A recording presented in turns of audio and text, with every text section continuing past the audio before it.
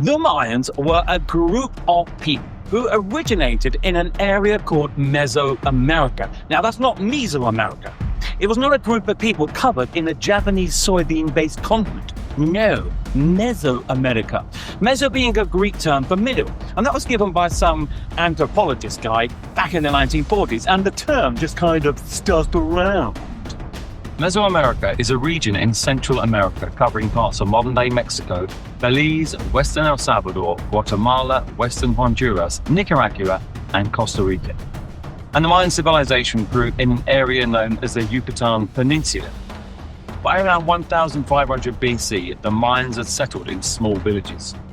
But from around 250 AD, they began to spread out and continued to spread until the peak of their power around 900 AD, building some huge and astonishing cities. The Mayan world was made up of city-states. They were never a united people or an empire. Each city-state was under the rule of a powerful king. And over the Mayans' 2,600-year history, different city-states rose and fell to power. They filled their cities with amazing structures, including pyramids and palaces and towering temples and courts for playing their famous ball game, Pok Ta Pok. It's believed that the first ever organized team ball game in history was held by the Mayans in the city of Tikal in modern-day Guatemala. 5 ancient ball courts have been discovered in the city that date back more than 3,000 years. And across Mesoamerica, over 1,000 ball courts have been discovered.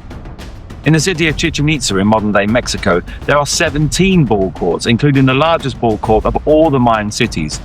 It measures a massive 168 meters in length and 70 meters in width, which is bigger than a modern-day football pitch. Everybody, all right, nice to see you. Nice to see you. It's Burt here. Hey, welcome to Chichén Itzá. I'm very excited today. I'm off to see the ball game later in the city centre. Yeah, taking my old family with me. There's some bad as me wife and the kids. We're all going up there. Give us a bit of break from the endless days of hard slog and work, you see. I'm a farmer here in Chichén Itzá, and I spend my days with me boy tending the fields. We call them milpas. And we grow beans and squash and corn, or maize as we call it. Lots of maize every day. Anyway, me wife Babs and me daughter, they spend their days cooking and weaving and looking after the house. See? We live simply, but I'm not complaining. We eat well, And I wouldn't say our lives are unhappy. I wouldn't say they're unhappy. In my culture, the sort of day-to-day life you live, it depends on something called a caste. A caste. Basically, which level of society you were born into. You see, my father, he was a farmer. So guess what? I'm a farmer. And my son, you'll never guess what he'll be. A priest. No, he'll be a farmer, of course. He'll be a farmer. See, most people are like me. In my family, we're at the widest but lowest part of the social pyramid. Anyway, gonna get to work, and the quicker I can get to work, the quicker I can finish, and then we'll have to see the ball game. So I'll see you in a bit. See you in a bit. All right, cheerio. See you in a bit. In Mayan culture, people were rigidly divided into 3 main classes or castes. At the bottom was the lowest caste, the slaves and servants. These were mainly people who had been captured from enemy states or who were criminals. And although not treated poorly, they had no rights and it was a miserable life. Next up was the farmers or commoners, and made up most of the people of Mayan society. They grew the crops that fed the population. They lived outside the cities in thatched huts in their fields and worked very hard. Then there were the craftsmen, traders and merchants who made up the middle caste. Their lives were better than commoners, but not like the nobles.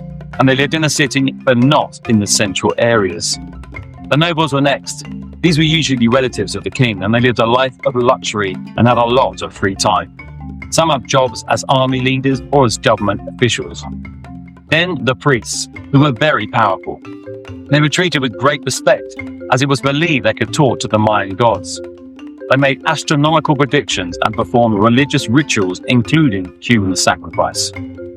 At the top of the Mayan society was the ruling family, headed by the king and the queen. All classes below the king or queen served them. Just like at the bottom, rulers inherited their right to rule from their fathers.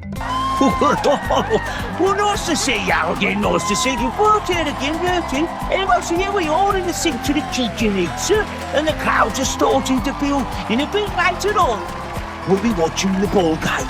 Now, the ball game's called Pok Ta Pok. We get to watch the game around once a month, get to go in the city centre about once a month, and the ball game's usually part of a big religious festival. Sometimes we play it for fun, but today is part of a big religious festival, and there's going to be lots of singing, lots of dancing, lots of cheering, lots of worshipping. But then after the game, we get to see the losing team sacrifice to the gods. Right here at the Temple of the Warriors. Oh no! Thank you to Burt there, and we'll be back with Burt in just a moment because I want to talk to you about blood. Offerings of blood, you see, were seen as vital to keep the gods happy, and sometimes this took the form of something called bloodletting, in which the king used a knife or the sharp spine of a stingray to cut his skin and drop blood into a bowl. Sometimes he'd take that sharp spine of a stingray and put it through there. I mean, come on, what's wrong with you people? Oh, I'm a bit sick now. Anyway, kings' wives sometimes put a rope of thorns through their tongue to draw blood. Some paper was then soaked in their blood and then burned to send it to the gods quicker. Animals were also sacrificed, such as turkeys and dogs and squirrels and lizards. And they were done on top of these special pyramids. Mostly, though, it was human prisoners of war and slaves who got sacrificed. And skulls of the people who had been sacrificed were often piled outside temples on racks. Don't know about you, I'm feeling a little bit sick now. Anyway, excuse me, back to Burt, as I believe the ball game has started. Over to you, Burt. There we go, it's already starting. So, let me tell you a little bit about the game Pok Ta Pok. Now, we believe the game represents a struggle between the gods of day and the gods of night, or the sky and the underworld. Now, there are up to 6 to 7 players on each team, and the game consists of passing the ball around the court and getting it through a stone lane up on the sloping walls either side of the court, see? Now, the players, they can touch and pass the ball to each other using only their elbows, their knees and their hips, but they're not allowed to use their hands or their feet. Oh, the balls can be quite tough though, quite hard and heavy, like the weight of a bowling ball or a cat. And they're so hard though that sometimes players get killed when they get hit by the ball. So they sometimes make them with a human skull in the middle of it to make it a little bit lighter. Anyway, I don't want to miss the game, so I'll speak to you soon. Oh, see ya. Enjoy the game. See ya. The balls used in Mayan ball games were made from rubber. Now, clever scientist people's latest research and findings now suggest that the ancient Mayans and other ancient Mesoamerican civilizations were making different grades of rubber and using it for all kinds of things. Now, this is 3,000 years before the American inventor Charles Goodyear supposedly discovered a way to stabilize and strengthen rubber in the mid-19th century. But what was the problem with rubber? And how comes the Mayans figured out how to use it? And what did they use it for? Let's find out. Shootouts! You're late! You're late for your lesson! You're late, but don't worry! Sit down, sit down, sit down! We're going straight into it! Straight into it! Sit down! Okay, we'll begin! Tickety boo! Now, those cleverly feathered ancient rubber makers, the Mayans, really were the cat's pajamas when they kicked it off. You see, students, they harvested a natural latex. Oh God, I hear you ask, what's that, Professor. Okay, students, don't go flipping your wigs. I'll explain. Tickety-boo. Right, now, natural latex is a milky, sap-like fluid found in rubber trees. What, I hear you ask? Rubber trees? That's right, students, trees. Made of rubber. Rubber trees. The problem is that this natural latex is quite brittle and can crumble. But those cleverly felony Mayans, they figured out, because they knew their onions, they figured out that if they mixed it and if they cooked it up with the juice from the morning glory vines, a plant which is often found growing around the base of the rubber tree, would then make the solidified latex less brittle. And hey ho, you got rubber. That's the cat's pajamas. Shoes, a little rubbery joke for you. What do you call a Frenchman who's wearing rubber sandals? Philippe Foulard! Anyway, students, what the Mayans also figured out was by mixing this up using different proportions of the two ingredients and tweaking the formula, they perfected a system of chemical processing that could fine-tune the properties of the rubber depending on what they wanted to use it for. So, for the soles of their sandals, they made a strong, wear-resistant version, even brushing this onto fabric, making the first waterproof capes. For the rubber balls used in the games, they mixed and made it for maximum bounciness. And for rubber bands and adhesives used for all the metalware, and for attaching blades to shafts, they produced rubber developed for resilience and strength. Tickety-boo and boo-a-tick. Another quick joke for you. What do you call a man with a rubber toe? Rubber toe. Anyway, students, making rubber that is strong and doesn't melt is something called vulcanization.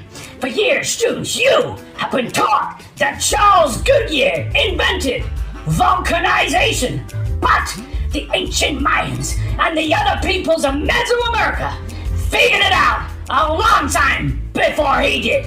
You know, they really were the cat's pajamas. Oh, there's the bell. We're out of time, students, out of time here, and it's a lesson. See you next week, and students, make sure you know your onions. The Mayans created a sophisticated system for counting and tracking time and marking important times of the year. They were expert mathematicians and astronomers, and they studied the skies from their observatories, mapping the movements of the sun, moon, planets, and stars, and using their discoveries to create 3 calendars. These calendars became the basis for all other calendars used by Mesoamerican cultures. And no culture, other than the Mayans, ever had a specific single calendar dedicated to the human being. Okay, so let's get into this. A calendar dedicated to the human being. What? And 3 calendars? What? Perhaps many of you struggle just dealing with one and remembering what time it is, what day it is, or sometimes even what month it is. So 3 calendars? How did that work? Okay, I shall attempt to explain, my friends. Here we go. The Mayan calendar system was very complex and was both sacred and personal, and is something we now call the calendar round, and it's made up of 3 interlocking cycles and was used to determine the dates of religious days, harvests, and ceremonial events. The first cycle was the 365-day solar year, which was called the halve, and which had 19 months of 20 named days. Secondly, there was the Tzolk'in, or count of days, which is made up of a cycle of 13 numbers, 1 to 13. These numbers run in parallel to the 20 named days of the halve. Each named day has a different sign or glyph, such as a crocodile, wind, night, seed, serpent, death, deer, rabbit, moon, dog, donkey, roe, reed, jaguar, sun, eagle, and so on, and was thought to have certain fateful characteristics, helping human beings understand nature's daily frequencies and to empower the individual with the energy of the universe. The halve and Tzolk'in working together is known as the calendar round. which you can see here on these two cogwheels, one with the 13 numbers and the other with the 20 day signs. They move one step forward every day in order to produce a unique and new combination. Both a number and a name day sign characterize each day. For example, if we start with the number 1 and the day sign of the crocodile, we get 1 crocodile. Number 2 and day sign wind, 2 wind. Next one, 3 and day sign night, so you get 3 night, and so on, until you get to day sign 14. And then we start over with number 1. And so we get not 1 crocodile as before, but this time 1 jaguar, because the 13 numbers start new. This sequence of days went on and on for the 260 days length of this calendar, and 52 years could pass before the cycles of the half and the solstice get to line up in the same way again. Then these days repeat. Now, as well as these calendars, the Mayans had a third measure of time, and this was known as the long count calendar, and was measured from what they considered the date of creation.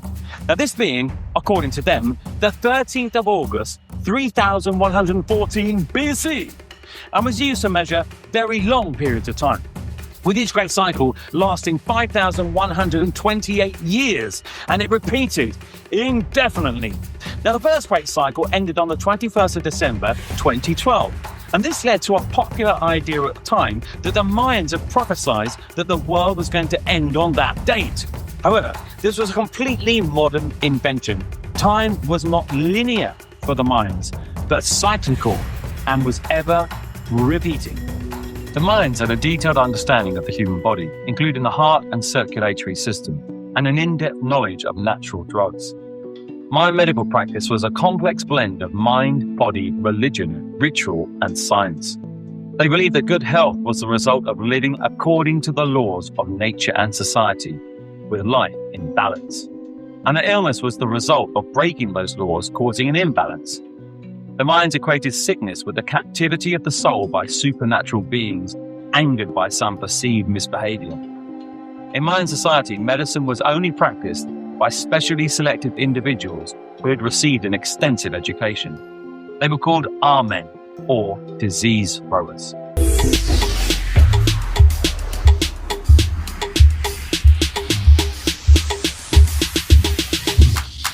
What up, I'm a Mayan medicine grower. We're called Amen, which means disease thrower. Help me deliver laws of nature and society. But if you're sick and ill, then your soul's in captivity. I use herbal remedies, flowers and teams. But you just wanna smoke a rub on your skin. I found out what is wrong and prescribed the right cure. Life was fucking balance when you're feeling. I'm an old man to help you with the medicine. I'm an old man, my name's not Madeline. I'm an old man to put you back together again. I'm an old man. What up, I'm a Mayan medicine doctor. I listen to your pulse, see what I can concoct up. The illness hot or cold, we use different flora. A poisonous stings will stick you in a sauna. For toothache we're filling with iron or jade. For pain it's something in a trance-like state. For wounds will stitch you up with human hair. Put your life back in balance when you're beyond it. I'm an old man to help you with the medicine. I'm an old man, my name's not Gwendolyn. I'm an old man, I put you back together again. I'm an old man. The Mayans created some of the world's most favorite foods. Corn, or maize, was eaten as corn on the cob, but it was also used to make a kind of porridge for breakfast and ground up to make the thin, flat bread known as tortilla. Avocado was another treasured crop, and they mix it up with chili and garlic and coriander and onions and lime to make guacamole. The Mayans were also the first peoples to use what they called chocolate. Chocolate! Let's give those Mayans a big round of applause for that! But how did they get it? How did they make it? And how did they use it? Well, let's find out. The word chocolate may conjure up images of sweet candy bars and luscious truffles, but the confections of today bear little resemblance to the chocolate of the past. Chocolate is made from the fruit of the cacao trees, and they grew abundantly in Mesoamerica. The fruits of the cacao trees are called pods, and each pod contains around 40 cacao beans. The beans are then fermented in water for up to 6 days to give flavor, and are then dried in the sun for 1 to 2 weeks. The beans are then roasted and their outer shell peeled off. The Mayans then mix them with water to make chocolate, where we get the word chocolate from, which literally means bitter water.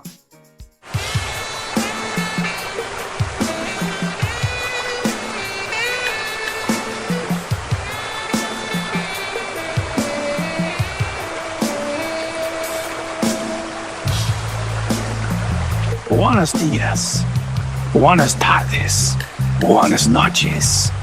Welcome, amigos, amigas, to my royal palace here in the city of Palenque.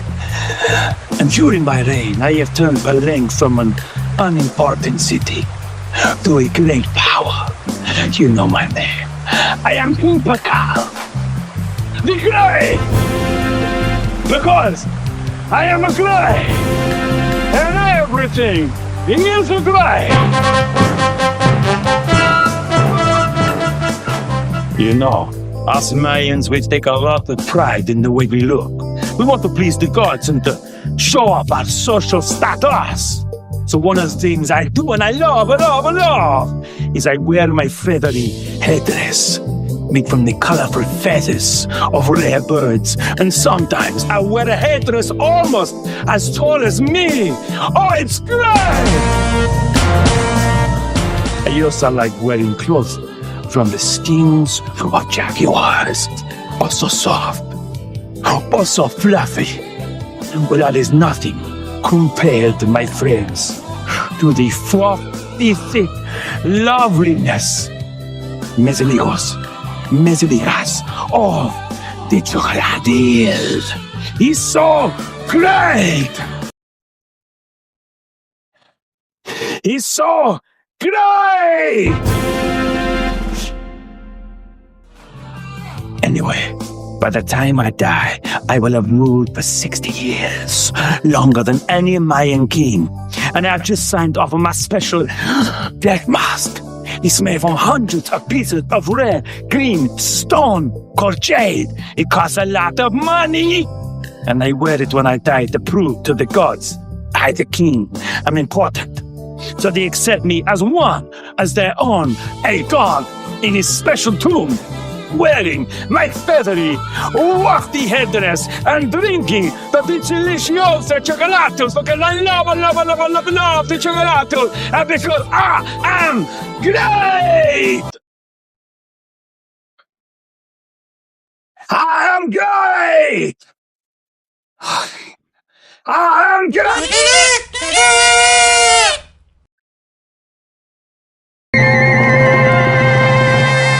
So until next time, my friends, my name's Mr. Dilly, and it's goodbye from me, and it's goodbye from them. Goodbye, my friends. Goodbye.